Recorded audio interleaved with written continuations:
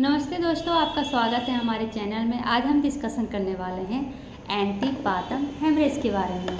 Antepartum haemorrhage क्या होता है? सबसे पहले हेमरेज का मतलब क्या होता है? ब्लीडिंग। अगर ब्लीडिंग 28 वीक के बाद हो रहा है और ये डिलीवरी के पहले हो रहा है, उसको क्या कहते हैं? एंटीपार्टम हेमरेज कहते हैं। ये मेनली इसमें कितने टॉपिक के बारे में पढ़ना है? इसमें मेनली हमको 3 टॉपिक के बारे में पढ़ना है। कौन कौन सा? तो ये सबसे पहले क्या हो जाएगा? तो प्लासेंटा प्रीविया हो जाएगा, दूसरा प्लासेंटा एब्रेप्सियो और तीसरा भाषा प्रीविया हो जाएगा। ये तीनों इसके अंदर पढ़ना होगा। तो सबसे पहले हम क्या करेंगे? प्लासेंटा प्रीविया और प्लासेंटा एब्रेप्सियो का डिफरेंस मतलब थोड़ा सा इंट्रोडक्शन समझ लेंगे, उसके बाद ब्रीफ डिस्कशन हम करेंगे एक एक टॉपिक पे। तो सबसे पहले हम डिस्कशन करते हैं क्या का? तो प्लासेंटा प्रीविया क्या होता है, ठीक है। तो प्लासेंटा प्रीविया, जब हमारा जो प्लासेंटा है वो लो लाइंग हो जाए, मतलब कि ये हमारा मान लीजिए कि प्लासेंटा है यहाँ पर, इसके नीचे हो जाए, मतलब कि ये जो नीचे हमारा ओएस है ना उसके पास हो, तो ये भी 4 कैटेगरी में होता है।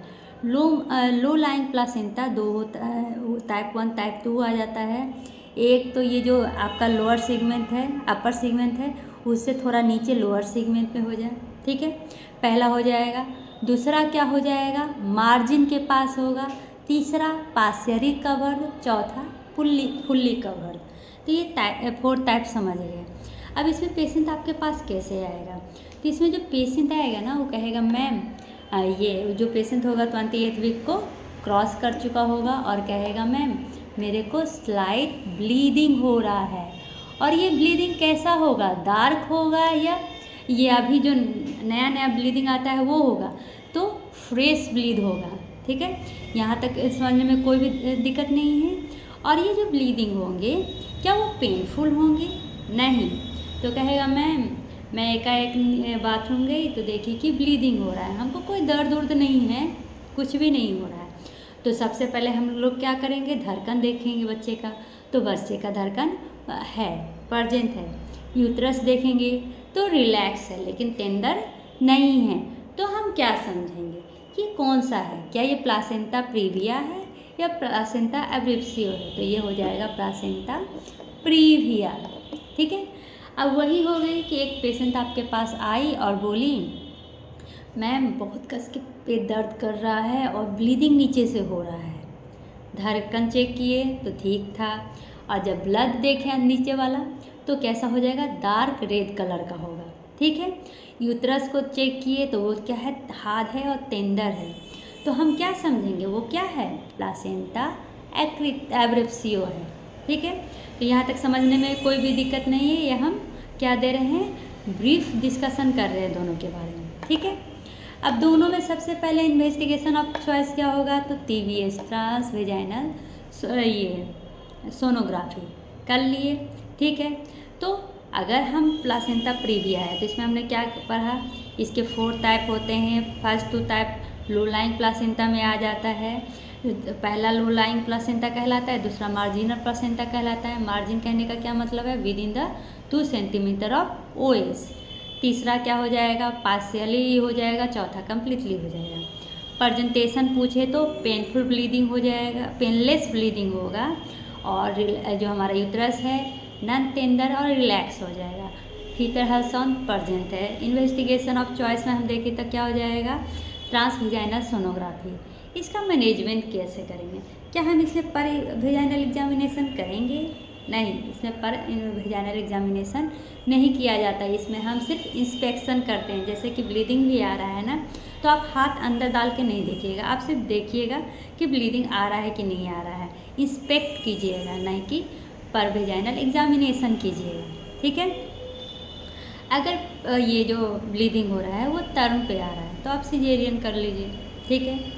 लेकिन अगर ये ब्लीडिंग मतलब पहले आया है लेकिन टर्म केस में नहीं है तो हम नॉर्मल डिलीवरी करते हैं, ठीक है। चलिए अब इसमें भी 2 केस लेके चलते हैं। अल्ट्रासाउंड में पता चला था कि क्या है? प्लासेंटा प्रीविया है। कब? 32 वीक पे। तो हम क्या करेंगे? तो उसमें हम अगर पेशेंट स्टेबल है तो normal McAfee and Johnson procedure करेंगे, लेकिन उसमें टोकोलाइसिस नहीं देंगे। लेकिन अगर वही लेवर के में आया है, ठीक है, तो हम टोकोलाइसिस दे सकते हैं, ठीक है। और ये इस प्रोसीजर के अंदर हम क्या करेंगे, पेशेंट को रिसक्सेशन करेंगे, रेस्ट करने के लिए देंगे। 32 वीक है तो हम सबसे पहले क्या करेंगे, लंग मैच्योरिटी के लिए स्टेरॉइड देंगे, लेकिन कोई भी टोकोलाइसिस नहीं देंगे। ये एक कंजर्वेटिव मैनेजमेंट हो गया, ठीक है। लेकिन अगर पेशेंट अनस्टेबल है, ब्लीडिंग प्रेजेंट है, तो हम क्या करेंगे, सीधे टर्मिनेट करेंगे। अब कह रहा है कि टोकोलाइसिस कब कि कौन कौन से प्रोसीजर में नहीं दिया जाता है। तो सबसे पहले टोकोलाइसिस प्लासेंटा प्रीविया में अगर ब्लीडिंग है तो नहीं देंगे, अगर ब्लीडिंग नहीं है तो दे सकते हैं। दूसरा, अब्रेसियो प्लासेंटा में नहीं देंगे और भाषा प्रीविया में नहीं देंगे। यहाँ तक समझने में कोई भी प्रॉब्लम नहीं है। अब इसका क्लासिफिकेशन होता है किसके द्वारा, द शेर एंड पेज क्लासिफिकेशन के द्वारा होता है। किसका, हम कब सर्जिकल मैनेजमेंट करेंगे और कब कंजर्वेटिव मैनेजमेंट करेंगे। तो कंजर्वेटिव मैनेजमेंट में तो अब मैंने आपको बता दिया कि एफरी प्रोटोकॉल से होता है, पेशेंट स्टेबल रहे, लेस देन 37 वीक रहे और कोई भी एक्टिव ब्लीडिंग नहीं रहे।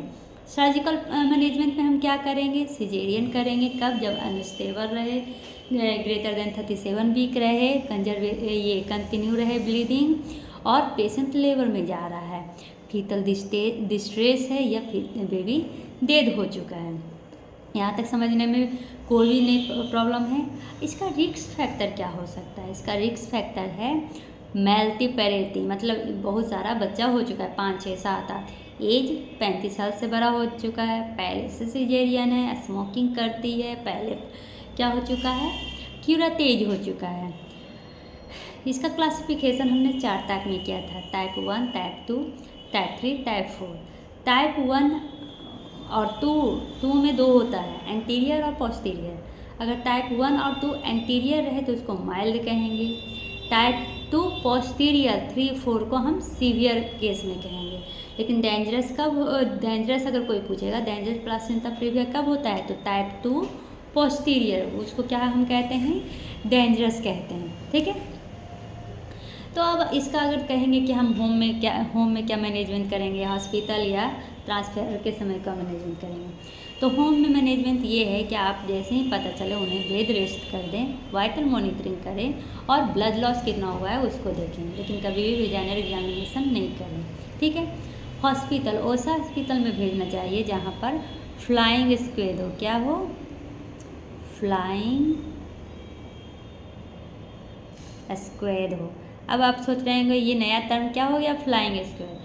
ओसा जहाँ सारा फैसिलिटी हो, डॉक्टर हो, नर्स हो, एनेस्थेसियोलॉजिस्ट हो, हमेशा सिजेरियन के लिए सब तैयार हो, नीकू हो, ब्लड ट्रांसफ्यूजन की फैसिलिटी हो, सब कुछ तैयार हो, ठीक है, उसको हम क्या कहते हैं, फ्लाइंग स्क्वेड कहते हैं। इसमें ब्लड को अरेंज करके रखना पड़ता है और क्रॉस मैचिंग भी करवाना ज़रूरी है। उसके बाद ट्रांसफ़र करते समय हम IV डेक्सट्रोज का सेलाइन ड्रिप चालू कर देंगे। ट्रीटमेंट, जब एडमिशन हो जाए तो ट्रीटमेंट क्या करेंगे, तो वही आपको बता दिए थे, 2 तरह का ट्रीटमेंट होता है, एक तो कंजर्वेटिव ट्रीटमेंट, एक सर्जिकल ट्रीटमेंट, ठीक है।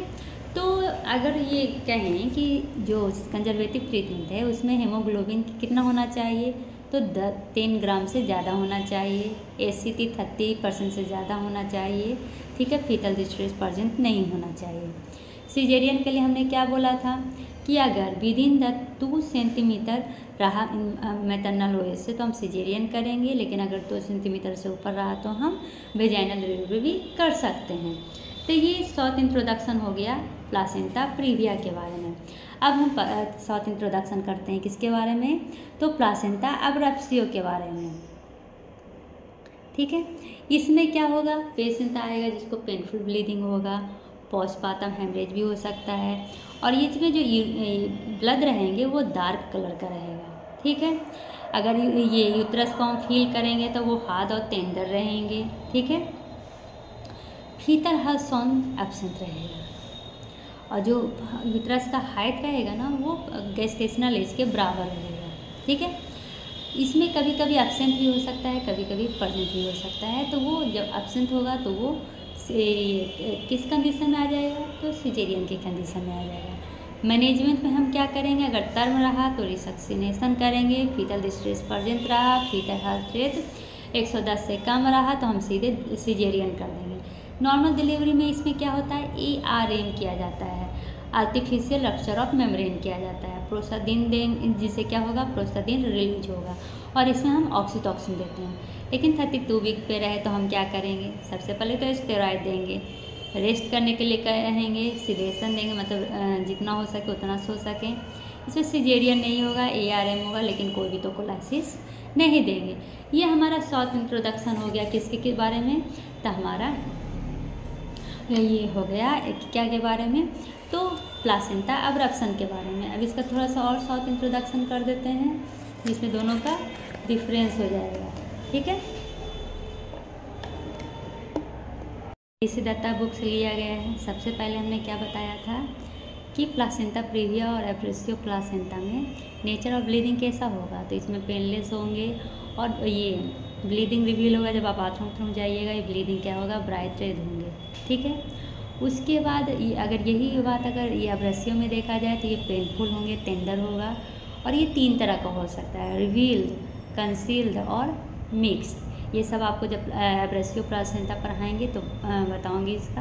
इसका जो ब्लड होगा वो डार्क कलर का होगा, ठीक है। और ये मेनली प्रेजेंट होता है 1/3 ऑफ द केसेस में। अगर हाइट ये एब्डोमिनल एग्जामिनेशन करें तो जो प्लासेंटा प्रीविया है उसमें हाइट गेस्टेशनल एज के बराबर होगा, यूट्रस सॉफ्ट और रिलैक्स होंगे और head of the foetus mainly floating में होंगे और फीटल हसन प्रेजेंट होंगे। अगर हम अब्रप्सियो में देखें तो ये large in the case of cancel type में देखा जाएगा। ये तीनों टाइप का हम उसमें हम डिस्कशन करेंगे। टेंस, टेंडर और रिगिड होंगे यूट्रस हमारा, और हेड इसमें इंगेज्ड होगा या उससे कोई रिलेशन नहीं होगा। फीटल हसन एब्सेंट होता है कैंसिल टाइप में, ठीक है। दोनों में हम क्या करेंगे, तो अल्ट्रासोनोग्राफी करवाएंगे। प्लासेंटा जो होगा अल्ट्रासोनोग्राफी में लोअर सेगमेंट में देखने को मिलेगा प्लासेंटा प्रीविया में, लेकिन एब्रेसियो प्लासेंटा में अपर सेगमेंट में देखने को मिलेगा, ठीक है। अगर वेजाइनल एग्जामिनेशन करेंगे तो हम नीचे से ही प्लासेंटा को फील कर सकते हैं, लेकिन एब्रेसियो में हम फील नहीं कर सकते हैं। तो ये इसके बारे में तो हमने अच्छा से बता दिया। अगले वीडियो में हम प्लासेंटा प्रीविया के बारे में डिस्कस करेंगे, उसके अगले वीडियो में एब्रेसियो प्लासेंटा के बारे में। तब तक के लिए धन्यवाद, टेक केयर, सी यू।